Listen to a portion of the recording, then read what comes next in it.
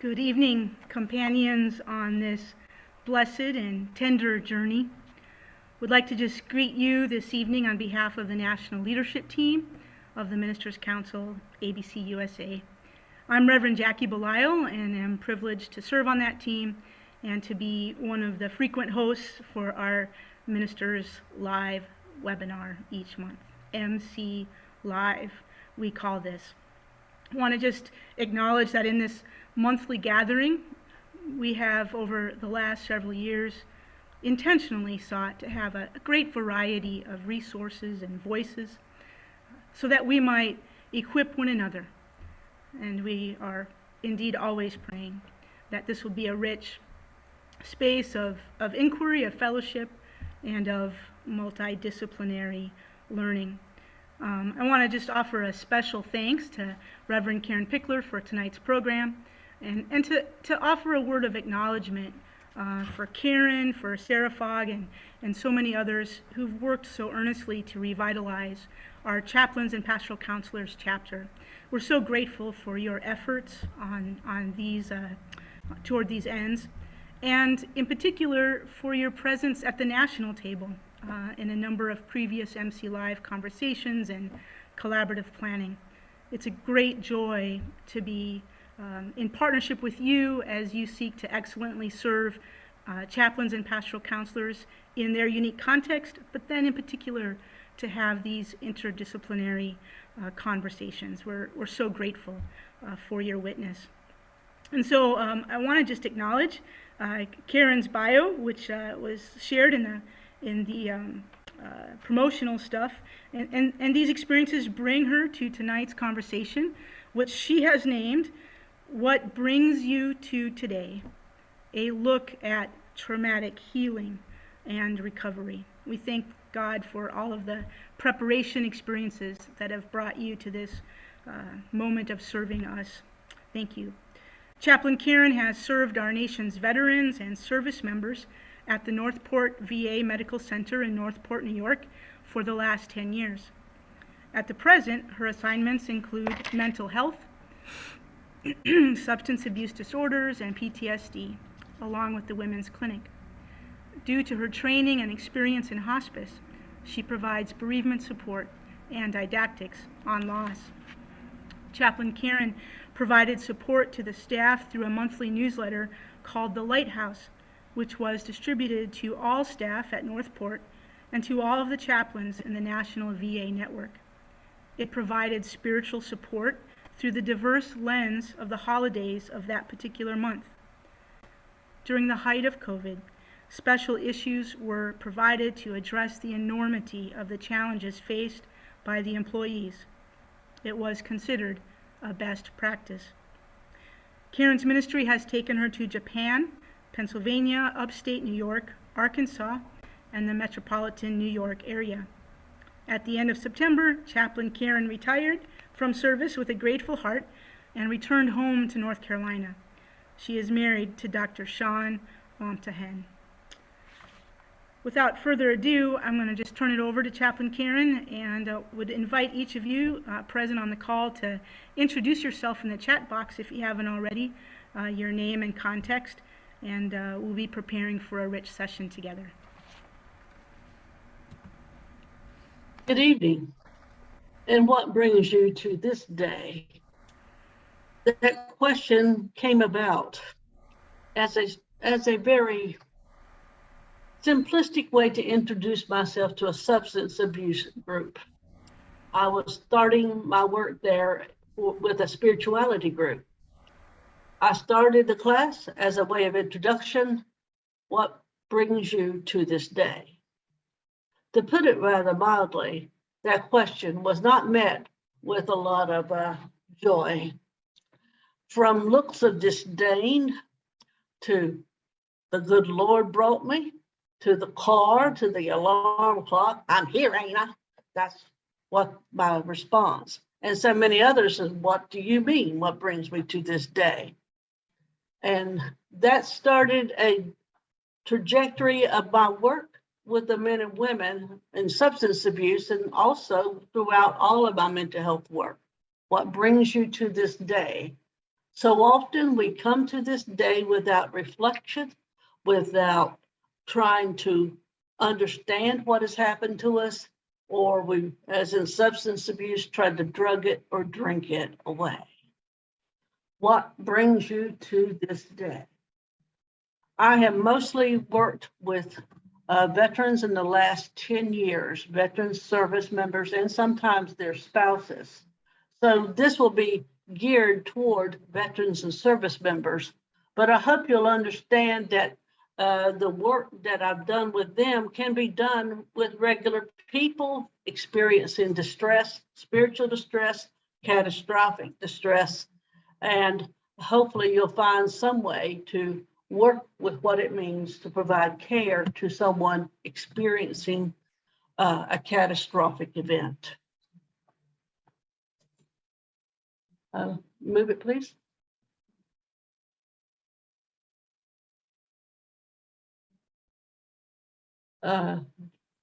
Jackie, can you move it, or you want me to do this?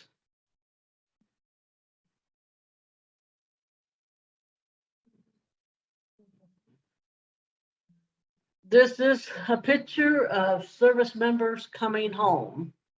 What you don't get in this picture is what they experienced, what they think about what they experienced, and how it affects them later on. Next. We remember this old song from back in the day when Johnny come marching home. Isn't it nice when Johnny comes marching home? And now Janie. We will welcome them home and we'll have fun and we'll feel gay. Everything will be okay, so to speak. But we don't get the rest of the songs. We think that when they come home, life will return to normal. But normal has changed. Normal doesn't happen like that. And so here Johnny and Janie comes marching home, and all of a sudden their world has changed and we didn't know it. Next.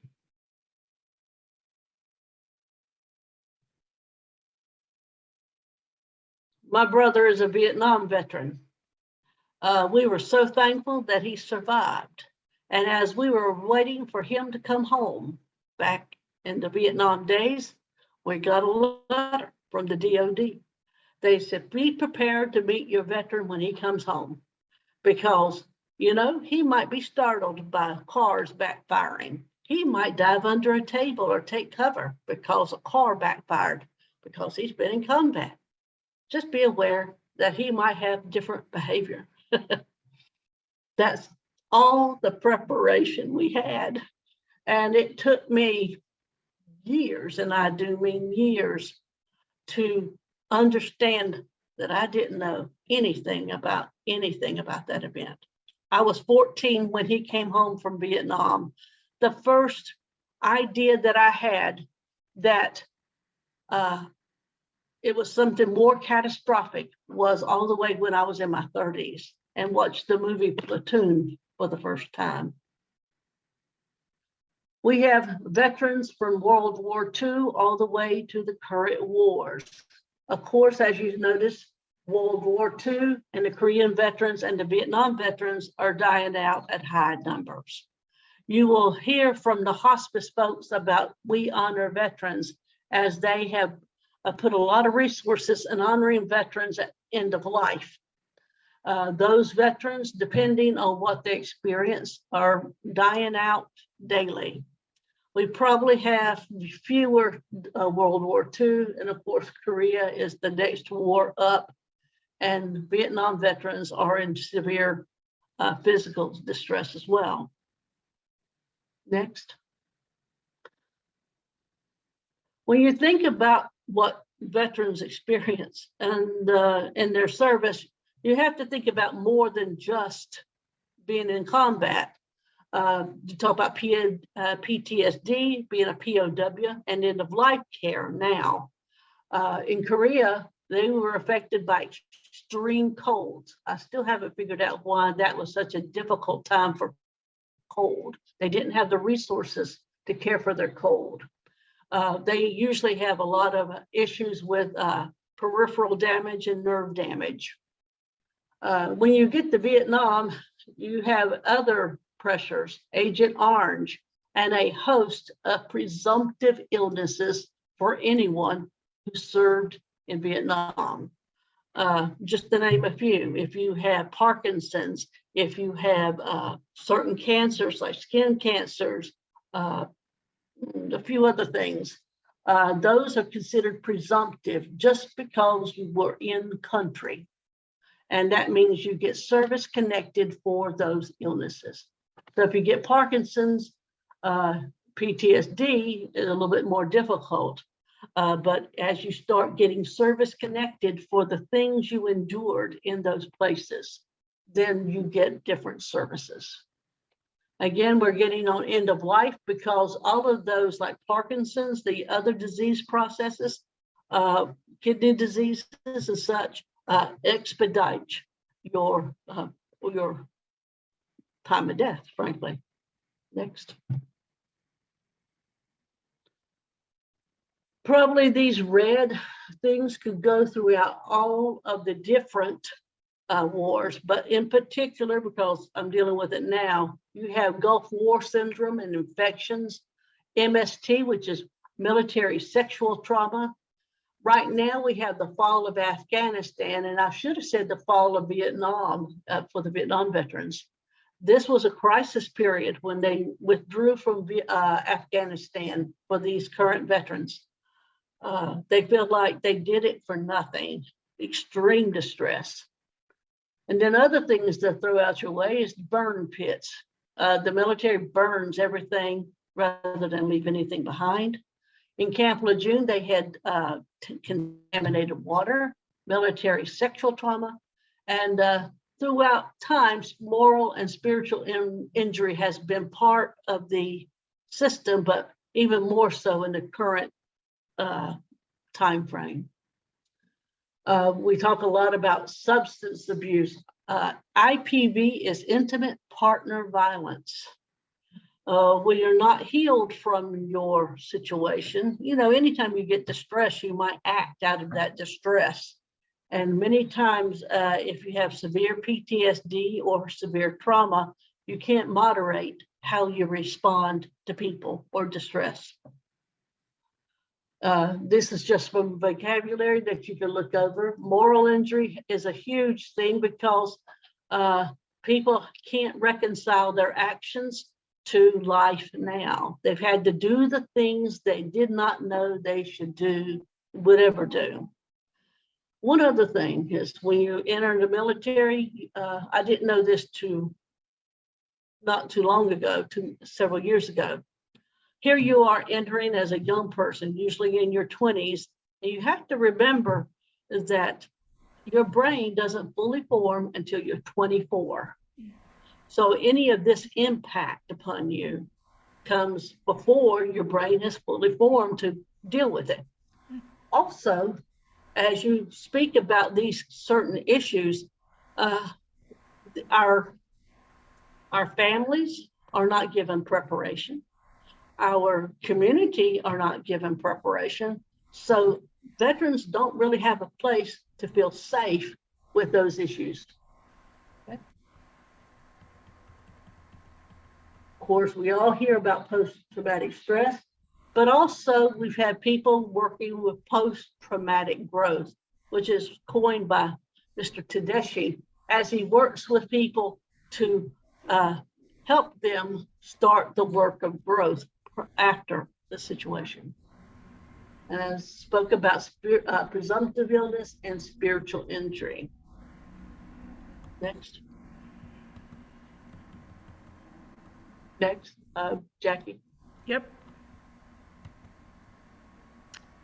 I'm seeing a slide for Agent Orange. Are you seeing that? Okay. Of course, Vietnam was egregious because here we had veterans who, my brother was told not to wear his uniform on the way home because he would probably be attacked. You talk about all of these presumptive illnesses over on the right-hand side because of Agent Orange, okay? That's just a smattering, okay? You have to apply for the service connection or just And the service connection means you get other benefits if you apply for it. Okay. That Agent Orange was horrendous. And now when you go into the Gulf War, you have other issues coming up due to your service in those areas. As I said before, Camp Lejeune contamination, radiation, burn pits, suicide, military, moral, all of this, asbestos, of course, just a smattering of the other hazardous, other than basic combat. There's been a major emphasis on women veterans. Believe it or not, women have served in every, and I do mean every, conflict since the Revolutionary War. At the present time, they are the greatest growing demographic in the VA. However, and it will count for 10 to 15% going forward. When you have women veterans in your midst in the hospital doesn't necessarily have the stuff you need for women. And that's been an ongoing work that the program managers have done to support the services for women veterans that they require, because they are different. They wear different pajamas. You may think that's odd, but different pajamas. Think about musculoskeletal issues. You're toting your rucksack, heavy weapons, and all of a sudden you don't have a back anymore, okay? And then women suffer reproductive issues. Also, when you think about reproductive issues in Agent Orange, they're trying to get benefits for children of Vietnam veterans because that has caused problems for the children of Vietnam veterans, such as MS, for instance. And of course, mental health, infectious disease, you name it. And as they work throughout all these issues, then they need special attention. You may realize that there's been an effort to mainstream all care to regular hospitals, okay? I would fight that like a dog because, again, veterans need to feel safe with providers and with each other in a therapeutic place. And even though, of course, your veterans can go to other hospitals and such, that's not easy for them to be honored for who they are and be safe in that. Let me pause for a moment and ask if there's any questions.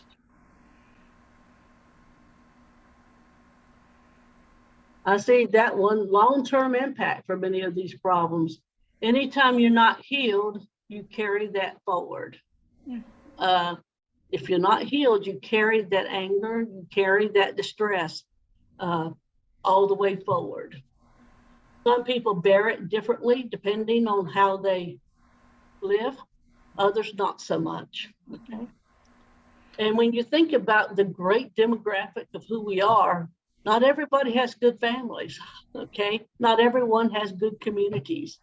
And that's been a very huge thing. And of course, anyone with lifelong process like Parkinson's and Alzheimer's, a heart disease, you're talking about suffering to the end of your days. And also getting the resources for mental health.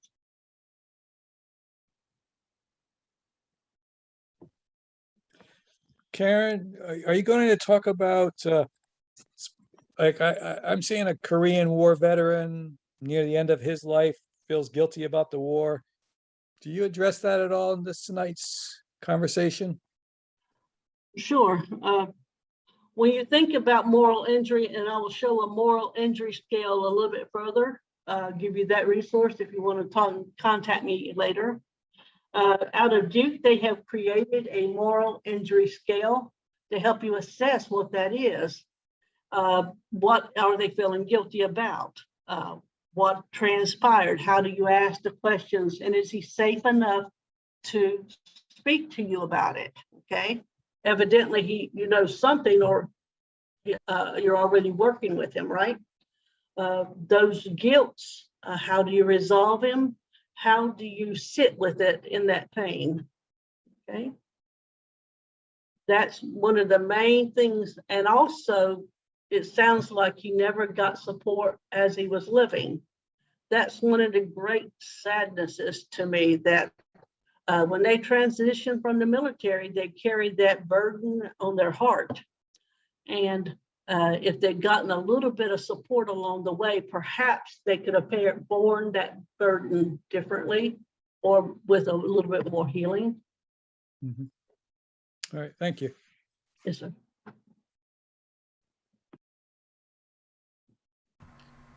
Any other questions for Karen at this moment before we turn to some broader impacts on research for trauma and resilience?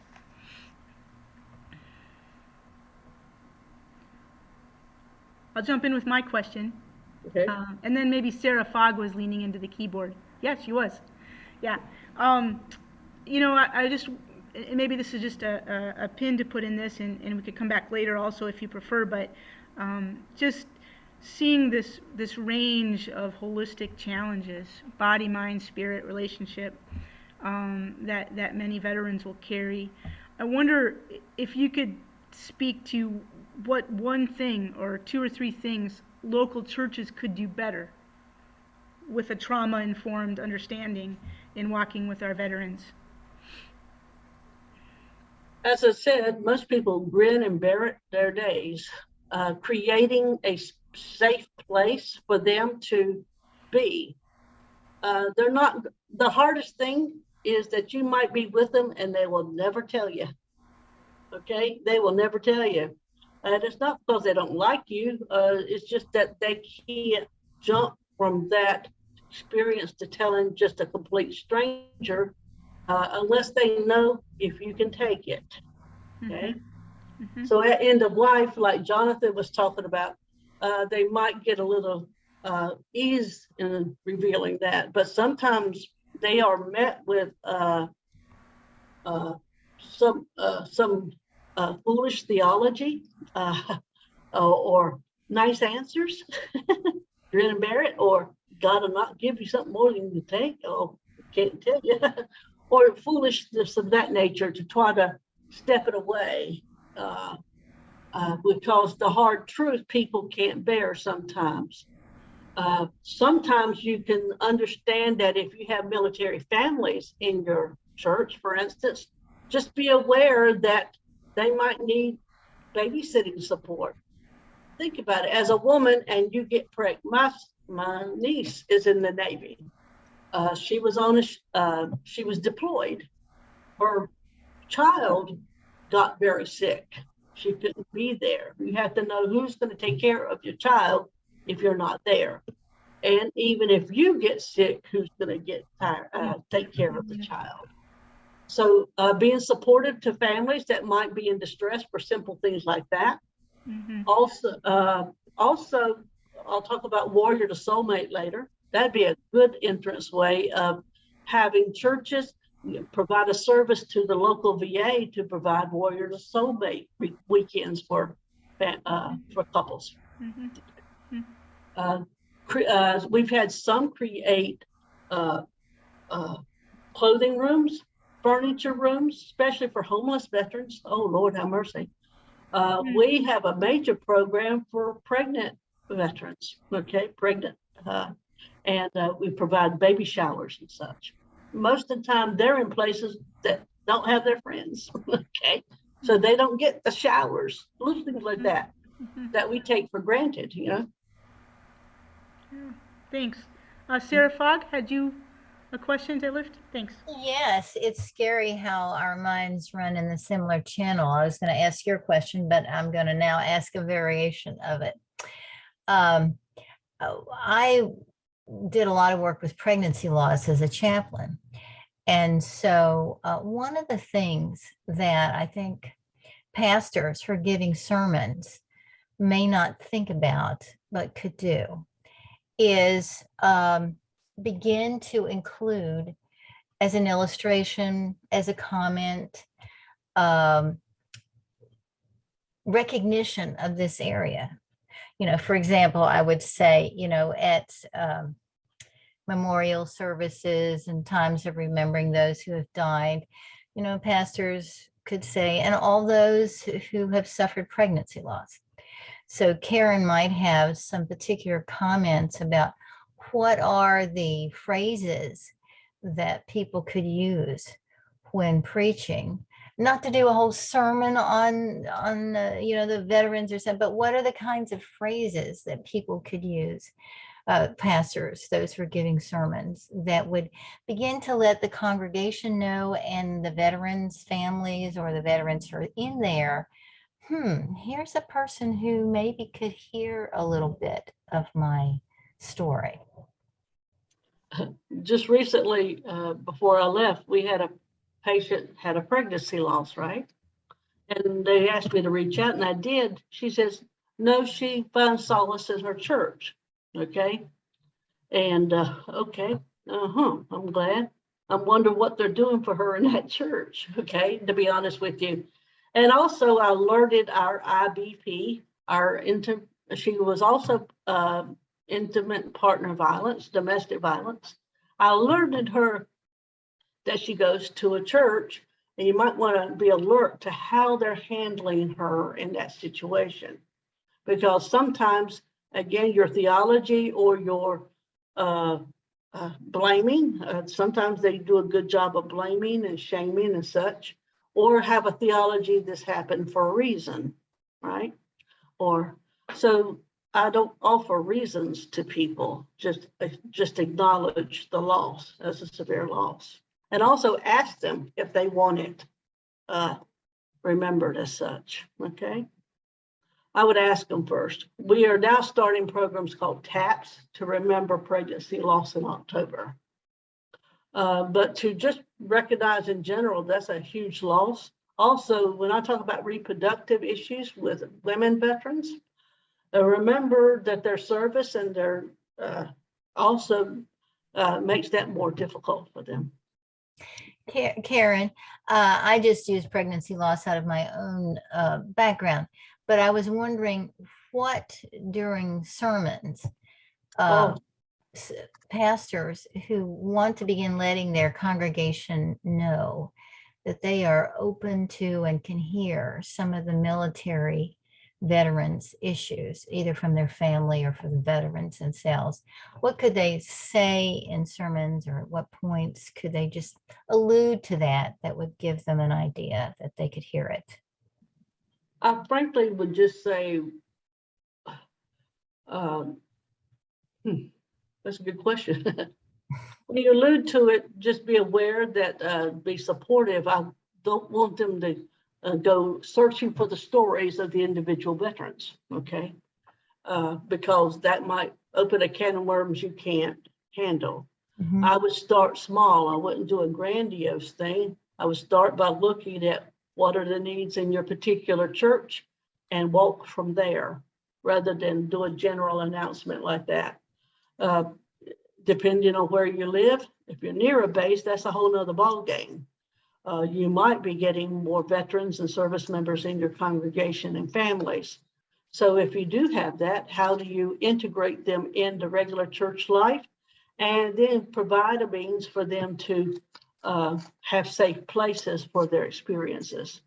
Most people just don't have a clue, I mean, about what they experience. And you want to have safe place, but you don't want them in their business in a way that you don't want them to be. Okay. So if you know there's issues in your community, like one woman here started a furniture room, because she knew that veterans were homeless and needed furniture. She did that on her own, and then her church followed up and helped her. And that started a different conversation. You start with where you are and say, are we called to meet this need? And that kind of thing. Okay. Any other questions spurred by Karen's first section of presentation on some of these difficult realities our veteran siblings face? Jackie? Yeah, very good. Yeah. Randy? Yeah, Karen, thank you for this timely presentation. It just conjures up all sorts of memories. And so in my pastorates, in every pastorate that I've been in, there have been veterans. that have gone through varying levels of trauma. And it wasn't in the sermons that we dealt with those issues. It was in the small groups. It was always in the Bible studies and in the men's groups that these issues began to manifest. And I truly appreciate your comments about finding safety, a safe environment. And to be honest, I'm not so sure pastors are well prepared to attend to the emotional trauma and issues that come up. And so there are outbursts that actually take place sometimes in those intimate settings that are off-putting to general congregations.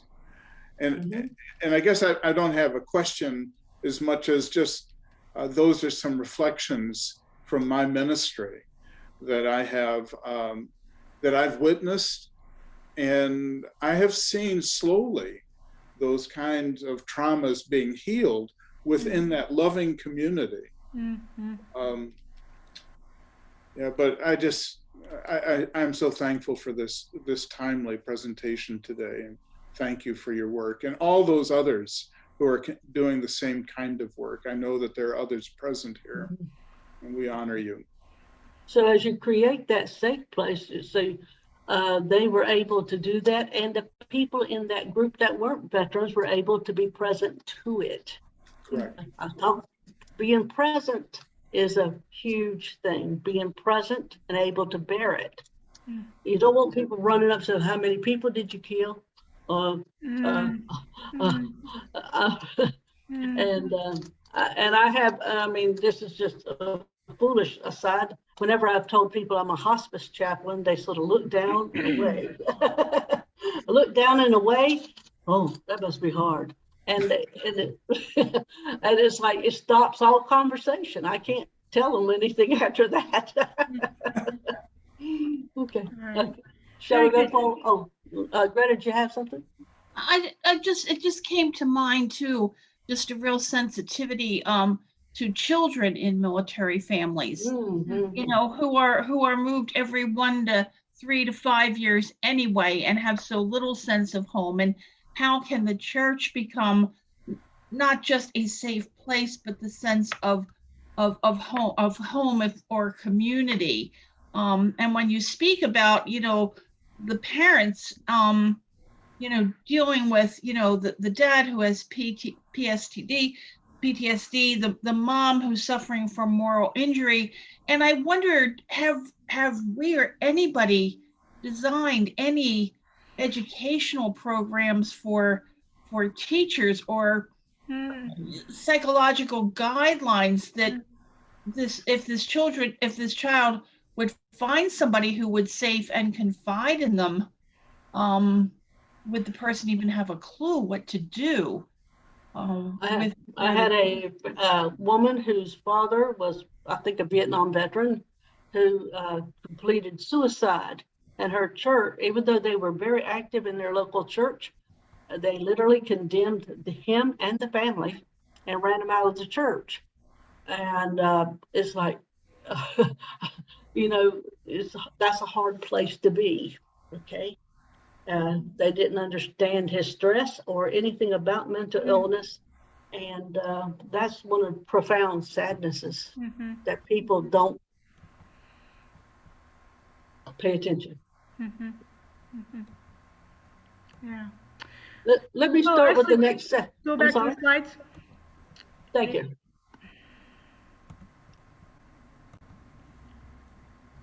I was fortunate that I was part of the 4th cohort of the Mental Health Integration of Chaplaincy Service. And this included half DOD chaplains and half VA chaplains. So we got both worlds. I've never been in the military, and I was able to work with the military chaplains in their unique environments to learn about effective strategies for providing spiritual care. Okay. Let me have a moment. One moment. Just one technical difficulty. Be right back. Okay. That was life-changing. It put legs on what I was already doing as a practice and was able to help give voice to my spiritual care end of things in a psychological setting, if that makes sense. All right. And here we are with the next slide.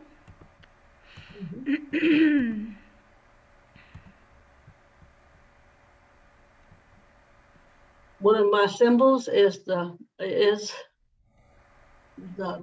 tree of life. Next.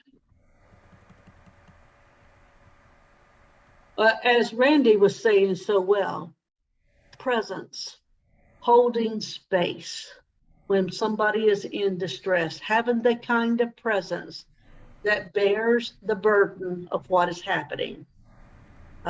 Those veterans in his congregation experienced that in those small groups. Holding space, creating a place where they can be safe in the midst of their difficulty is how we speak of what we do. In that cohort, we learned about ACT, which is acceptance and commitment therapy, motivational interviewing, problem-solving therapy, and I'd already been doing Warrior to Soulmate, which is a communications between couples. This is from a hospice quote. Who in the entire world listens to us? Who in the entire world listens to us? Here I am in my nakedness with my wounds, my secret grief, my despair, my betrayal, my pain, which I can't express, my terror or my abandonment. But listen to me for a day, an hour, a moment, lest I expire in this terrible wilderness, my lonely silence. Oh God, is there no one to listen? And that's where the crux of it all happens to me. Do we have someone who can hear us in our pain? Go ahead. As I teach about loss, Anne Mara Lindbergh said it best, I do not believe that our sheer suffering teaches.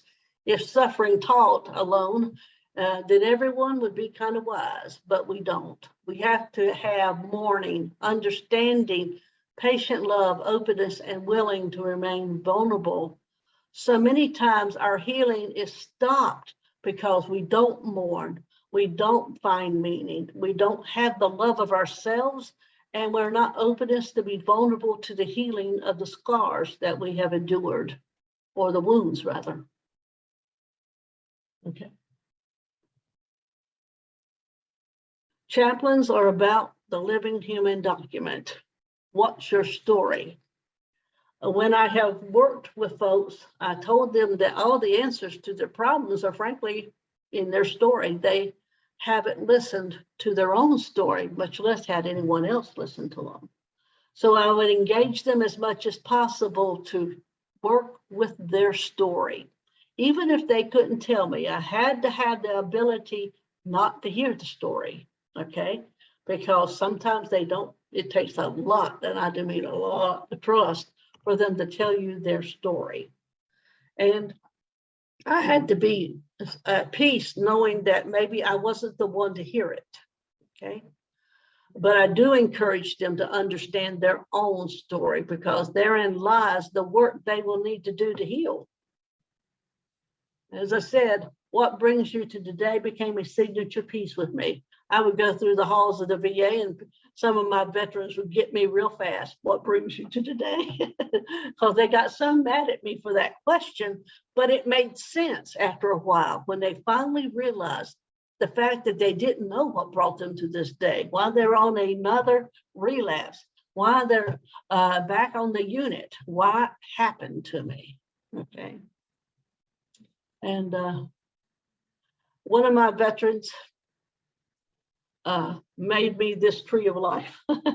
It's just sometimes the tree of life is under construction, okay? And I had that. And then if you move it over just a dab bit, 'tis the journey that brings journey. Oops, can't do that. I don't know how you get that one. It's the journey that brings healing, okay? Think about a catastrophic event. Now we're talking about veterans, but think about the many catastrophic events we've had in our recent days. You're talking about environmental disasters. We're talking about COVID. We're talking about 9/11, of course, which is 20 years old, or the Oklahoma City bombing. A catastrophic event happened. How do you hold space and be present to that person in distress? Okay. You have to realize that oops, don't leave me. Sorry. How do you be present to the person that has done that? Because frankly, everything for them has changed. The world has stopped, but also keeps going for some foolish reason. You're not sure what you ever believed and if it holds true. I had one veteran asked to see me because he believed he had killed, and so that was against the commandments. So the next question I asked, I said, well, tell me a little bit about your church background. How did that happen? And frankly, he didn't have a church background. He had never trained in Sunday school or anything like that. He just heard it said, you don't kill, okay? So here they have different morals placed on them or different ways of understanding things, and they don't know what they believe and if it still holds true and if it ever held true in the first place. What questions need to be asked? They know they're in pain, they're suffering, but they can't unearth their own pain and suffering. So go back to some of the other folks. Be careful of answers. Be careful, very careful of platitudes. Be careful of the theologies you might think work or not. Be careful of those things and just rest in the presence of their event. Rest there. Don't ask questions that can't be answered because they're not there. And sometimes you just need to let them rest in their agony, so to speak. I actually coined the term whizzywang. Don't try to make sense in the whizzywang when everything's gone crazy. Don't do that. Just honor the whizzywang. Stop. Be in a safe place for the whizzywang, okay? And then as you emerge from that, you can start looking at what you need to do to be careful or understand what happened to you. I think many people will be talking about the whizzywang for a while, but you know, when things happen that you cannot control, things beyond your understanding, things that just happen because they can. In the whizzywang, you can't make meaning. Don't. Wait until you're in a safe place and can reflect. And that's a blessing. Okay. Jonathan Scott was asking about moral injury, guilt in particular. As some of the people would say, PTSD was mostly thought of as a shame-based event that people can't figure out what happened to them because of the guilt, shame. And if you start looking at the what are you feeling guilty about? Issues of betrayal, like someone gave a bad order, somebody didn't support you in your time of need.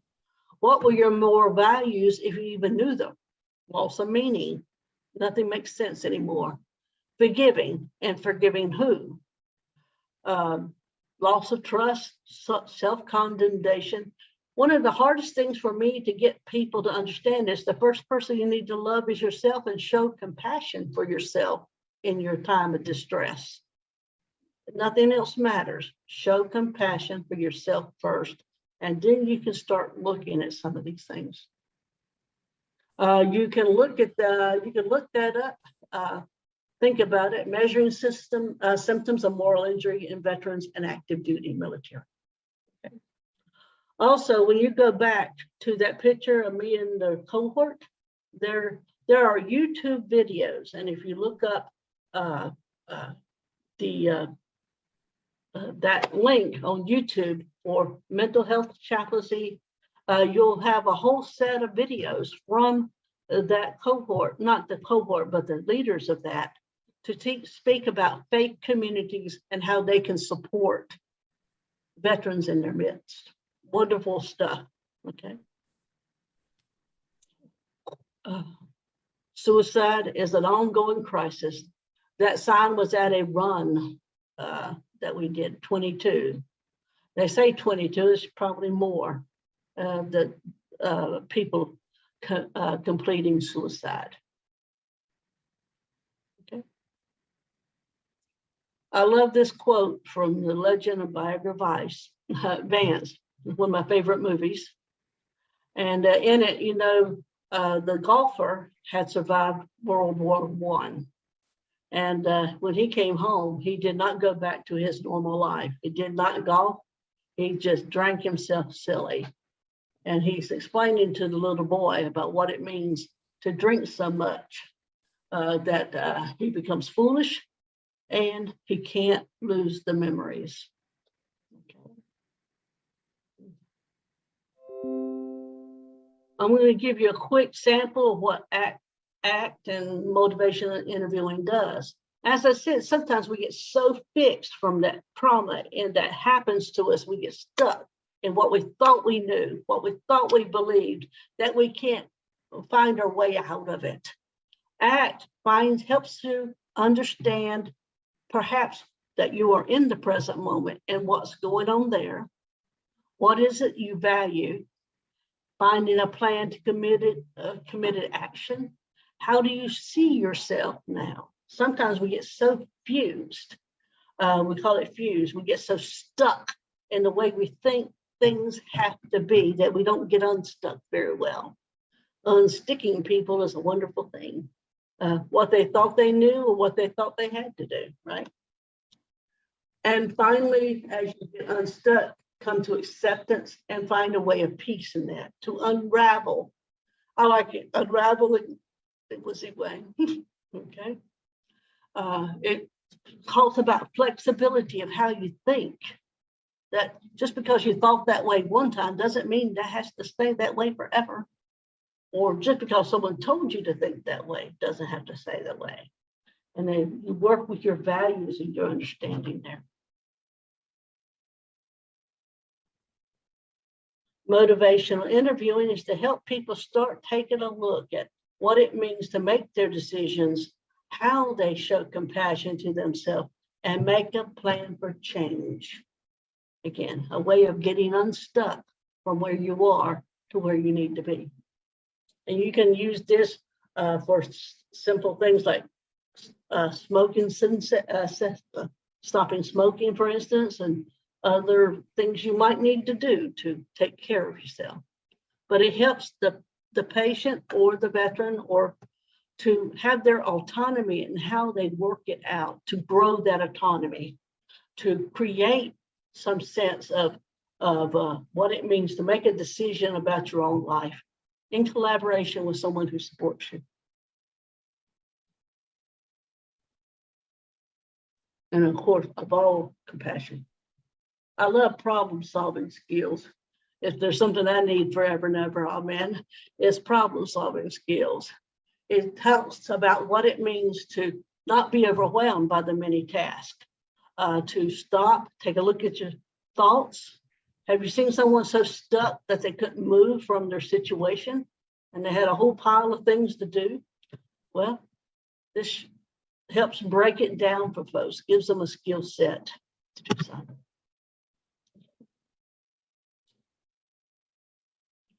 Warrior to Soulmate. We started several years ago doing Warrior to Soulmate. It comes from family systems theory, Virginia Satir, and it's a wonderful tool for communication for couples. One of the best things we have.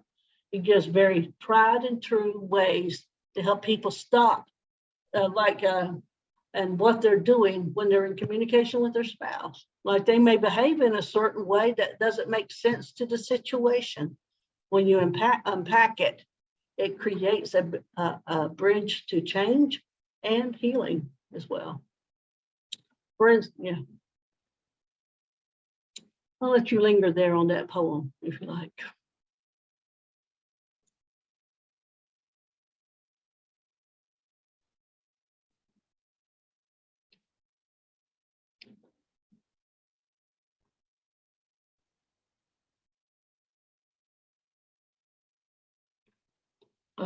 Sarah asked early, what can we do in sermons and such?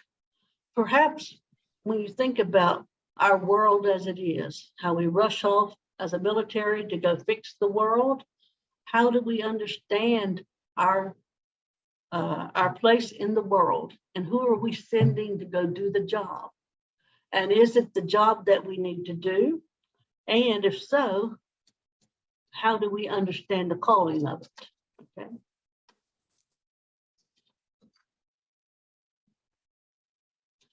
One of the cool things is they use a lot of apps. If you want a really good app, it's the COVID Coach. Okay, everyone can download this thing from the VA. Actually, it's very good for self-care and understanding, and gives you tools, check your mood, and to visualize your progress. Okay, one of my favorite ones.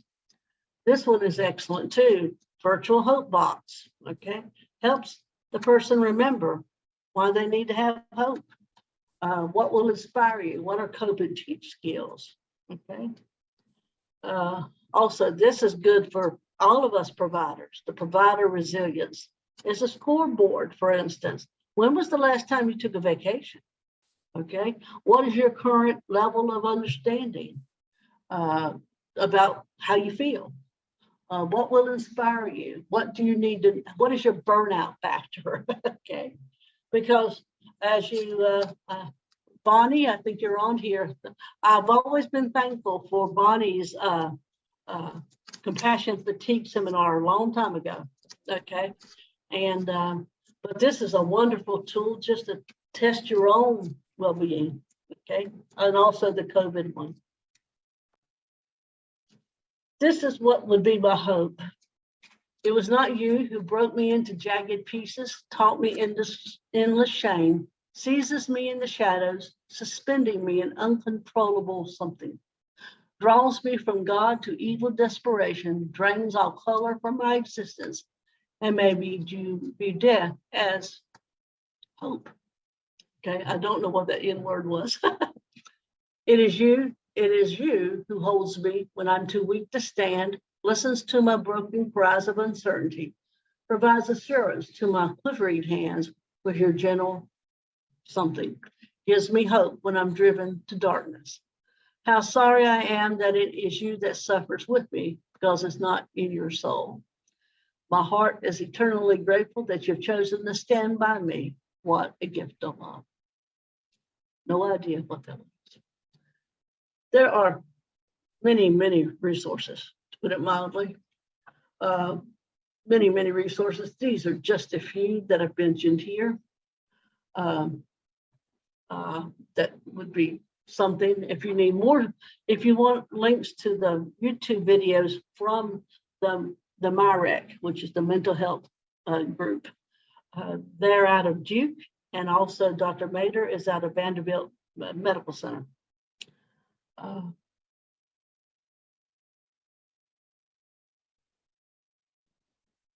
Forgive me, it was kind of hard to condense this out. It's been a privilege to serve veterans. I grieve that I left them, to be honest with you. And but it's time for a new day.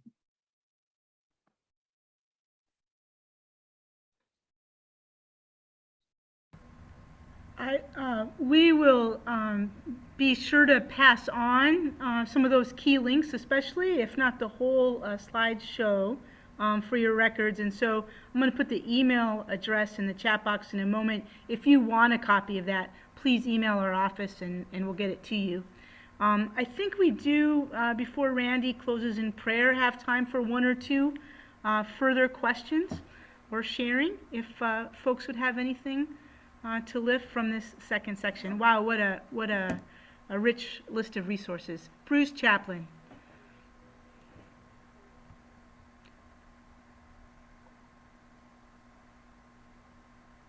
We're hearing you into speech as you unmute yourself. He should teach it as well, I might add, for his work. Yeah. Can you unmute him? Let me just give that a try. He's talking. No. Bruce, if we can't get that, why don't you just go ahead and Oh, type? there he is. There you go. Hey, Bruce, I can't hear you. A little louder. I'm retired ABC, and I live down in Mississippi, and that's another whole story how I got here. I'm very actively involved with probation and drug and alcohol rehab areas. And one of the things we have in our area, which is very nice, is we have an active veterans drug court.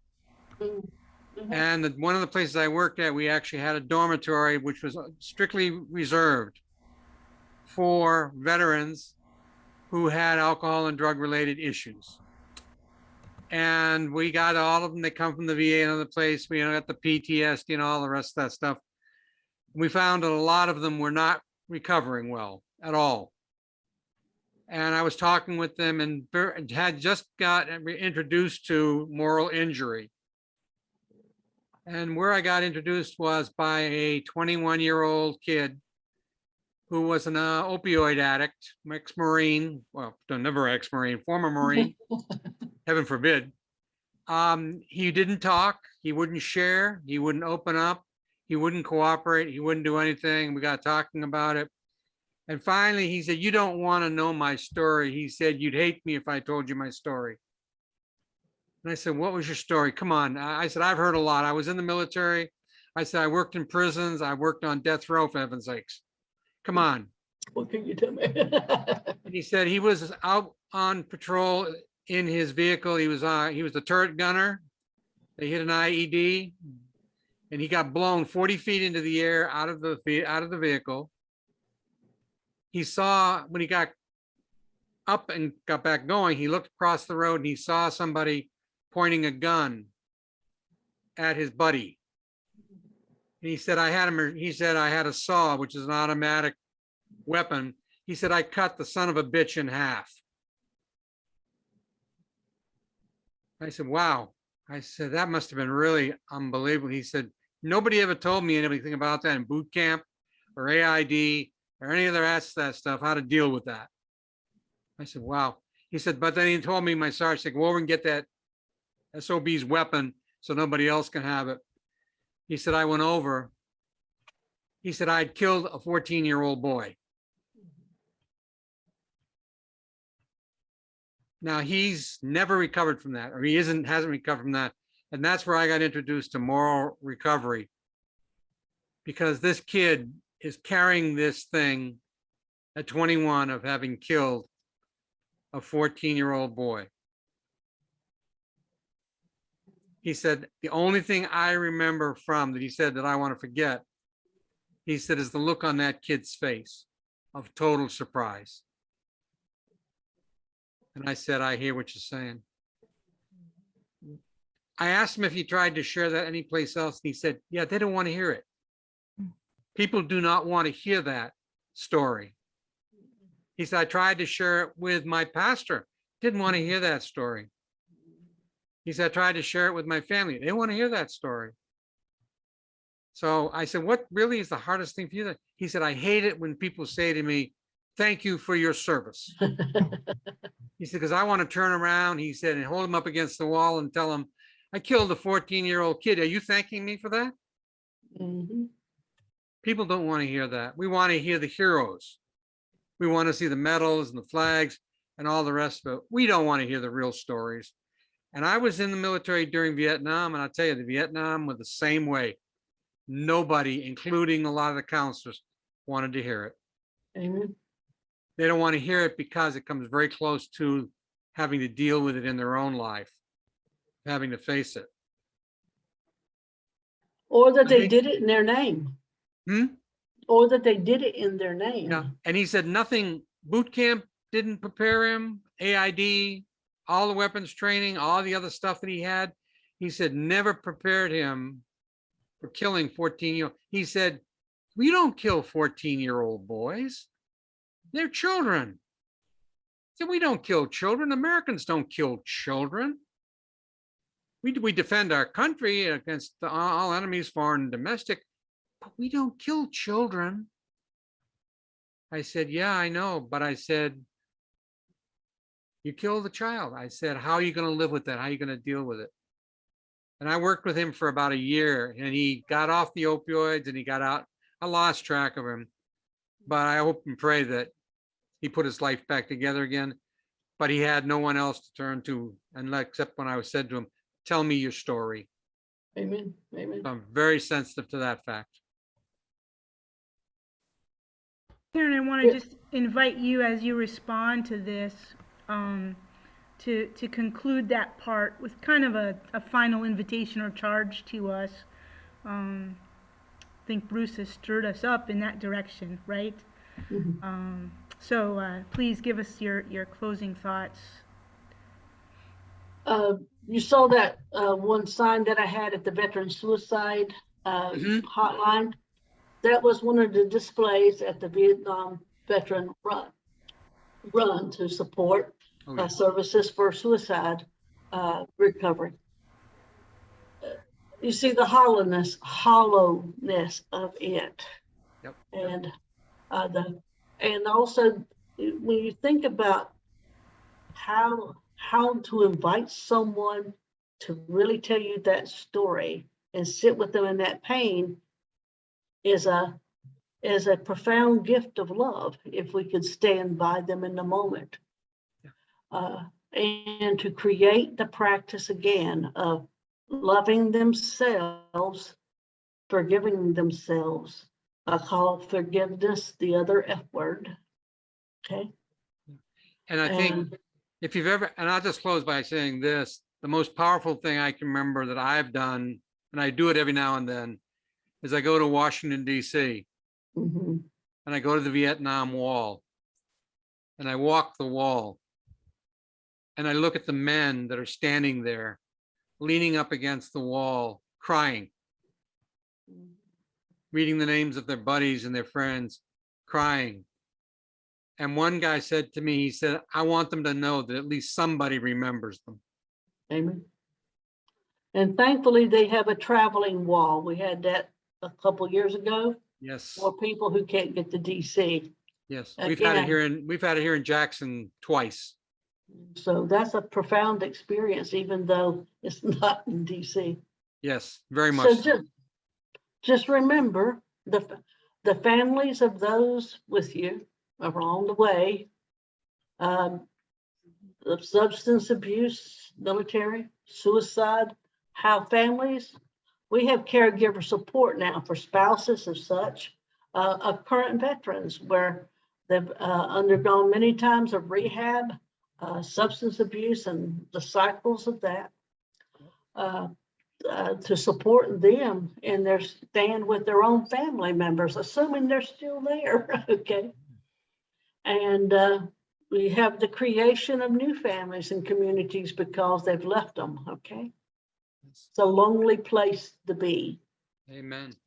So when you think about the care we give to those in acute distress, remember that it takes a calling to be there.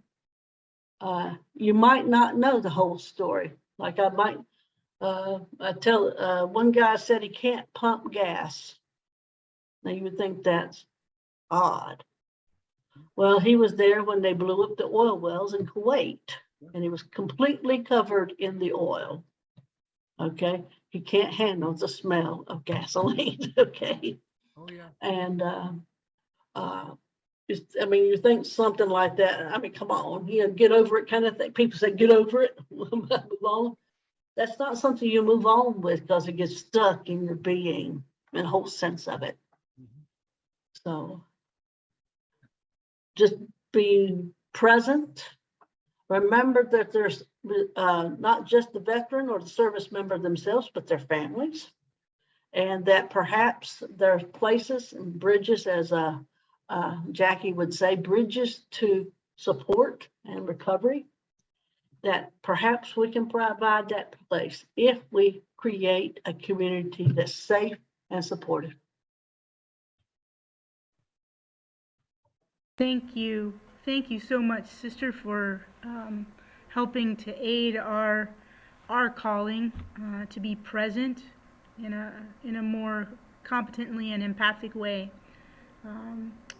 Just a rich time together. Thank you so much. I want to turn it to Randy Miller, who's going to offer our closing blessing tonight. Thank you, Mr. President.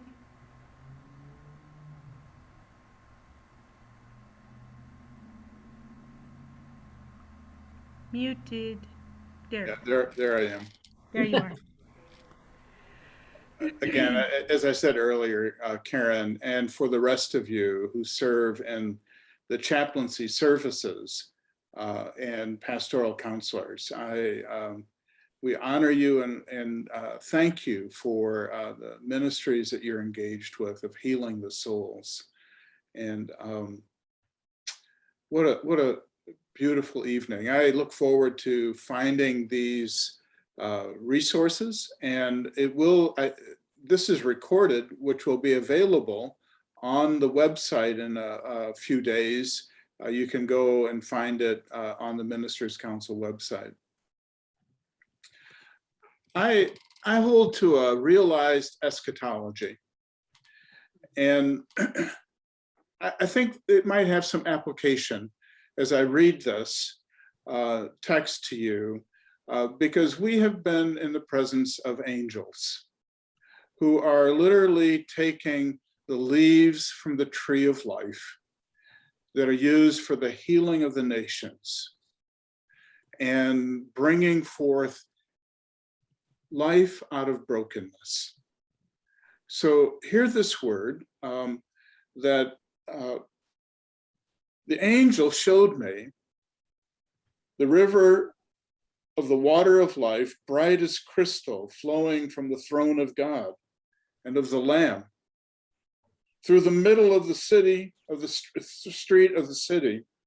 And on either side of the river, there is a tree of life, with its 12 kinds of fruit, producing its fruit each month. And the leaves of the trees are for the healing of the nations. I believe that we live in this realized eschatology, that it's already present, but not yet. And that those leaves of the tree of life are already present, but not yet. But you have touched them, and you've applied them upon souls that have been broken. And so may God continue to watch over you and fill you with that kind of life that is for healing, restoration, and recovery. I pray this in the name of the one who is life, Jesus the Christ. Amen. Amen. Peace. Blessings and peace upon you all.